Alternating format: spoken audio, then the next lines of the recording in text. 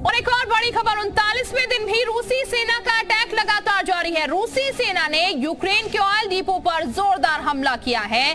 Kramatorsk पर भीषण हमले की तस्वीरें भी सामने आने लगी है। रूसी हमले में ऑयल डिपो पूरी तरीके से तबाह हो चुका है। ये तस्वीरें आप देखिएगा किस तरीके से ऑयल डिपो पर हमला किया है और ये ऑयल डिपो जो है पूरी तरीके से नष्ट हो गया है, उसकी ये तस्वीरें भी सामने आई हैं।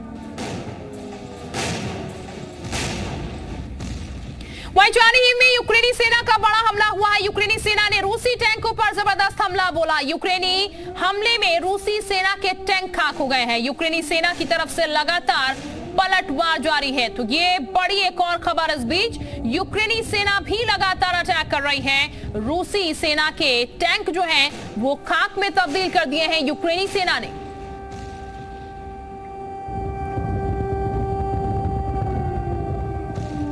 रूस और यूक्रेन के युद्ध का 39वां दिन आज है। अब भले ही इस लड़ाई में रूस पहाड़ जैसा आक्रामक नहीं रहा, लेकिन कीव पर कब्जे की उसकी लड़ाई आज भी जारी है और अपने इस मिशन के रास्ते में रूस ने किसी को भी नहीं छोड़ा। जो भी सामने आया वो तबाह हो गया। ये रिपोर्ट देखिए।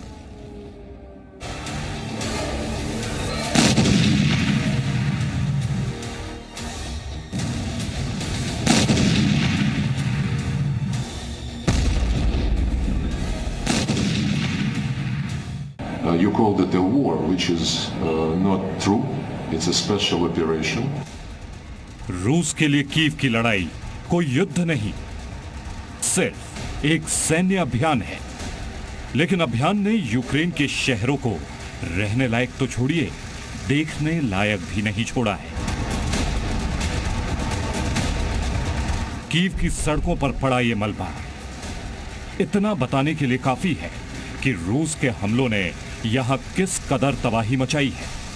अब भले ही कीव की जंग में रूस थोड़ा नर्म पड़ गया हो, लेकिन यहां पर गिरे उसके बमों ने शहर को खंडर बना दिया है। ऐसा ही हाल रूस ने मारियुपोल शहर का किया है। मारियुपोल की तस्वीरें देखकर आप सोच सकते हैं कि इस शहर में रूस यूक्रेन के बीच कितनी भयानक जंग हुई होगी। क्या सड़क और क्या इमारत। इस शहर में शायद ही कोई जगह बची हो जो रूस यूक्रेन युद्ध की गवाही न दे। ऐसा नहीं कि नुकसान केवल यूक्रेन का हुआ है, रूस को भी इस लड़ाई में करोड़ों के हथियार गंवाने पड़े हैं। अब तक लाखों की संख्या में लोग यूक्रेन के शहरों को छोड़कर जा चुके हैं। कुछ देश छोड़कर ही चले गए, तो कुछ जमीन के नीचे बने बंकरों में छिपे हुए हैं। अब आप मारियुपोल की तस्वीरों को देखते हुए ये सोचिए कि आज की तारीख में अगर ये लोग वापस आ भी जाते हैं तो क्या ये शहर इनके रहने लायक बचे हैं?